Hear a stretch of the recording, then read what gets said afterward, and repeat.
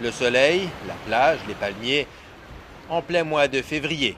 Avec son climat subtropical, Sotchi n'apparaît pas au premier regard comme le meilleur endroit de Russie pour tenir les Jeux olympiques d'hiver.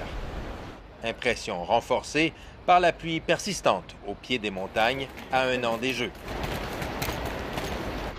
Et pourtant, les organisateurs sont catégoriques. De la neige, il y en a et il y en aura. Il suffit d'aller assez haut. Ce n'est pas un problème, c'est un défi. Et nous savons comment y faire face, affirme le président du comité organisateur. Les gens derrière Sotchi 2014 affirment avoir appris des problèmes de neige aux Jeux de Vancouver. Ils n'ont donc rien laissé au hasard. Le complexe, qui accueille des compétitions de ski alpin, s'est doté de 450 canons à neige, une usine géante capable de produire près de 3000 m3 de neige à l'heure.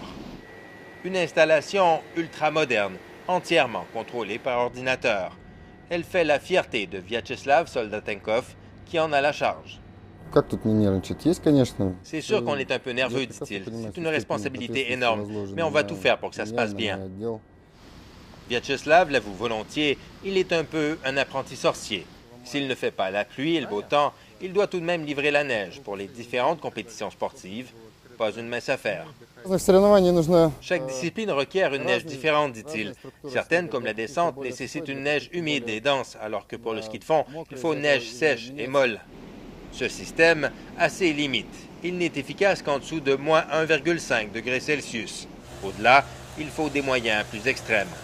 Comme cette unité mobile de fabrication de neige pouvant fonctionner jusqu'à 10 ou 15 degrés Celsius et qui a permis de sauver, il y a quelques jours, une compétition de saut à ski menacée d'annulation en raison de la pluie persistante. Pour parer à tout éventuel manque de neige, les autorités ont déjà commencé à en entreposer sur de vastes étendues, comme ici. 4 mètres ont déjà été amassés. Cette neige sera recouverte d'une couche protectrice au printemps pour être réutilisée l'année prochaine si besoin est, en espérant bien sûr que ça ne soit pas nécessaire. Jean-François Bélanger, Radio-Canada, Sotchi.